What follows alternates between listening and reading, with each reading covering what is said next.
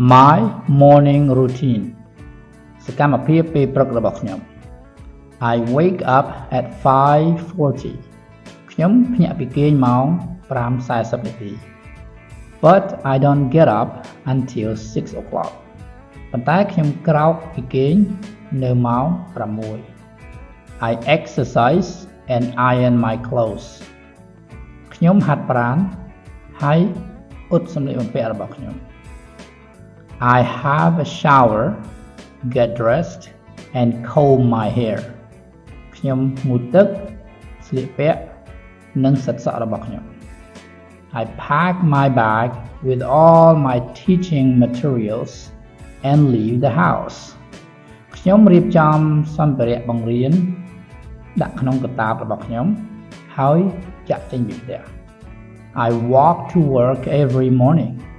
ខ្ញុំដើរទៅធ្វើការជារៀងរាល់ព្រឹក It takes me about 5 minutes វាស៊ីពេលខ្ញុំប្រហែល5នាទី When I get to my office I have breakfast នៅពេលដែលខ្ញុំទៅដល់ការិយាល័យរបស់ខ្ញុំខ្ញុំហូបអាហារពេលព្រឹក After that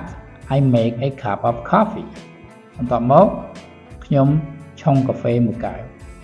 Then I start my work បន្ទាប់មកខ្ញុំចាប់ផ្ដើមធ្វើការងាររបស់ខ្ញុំ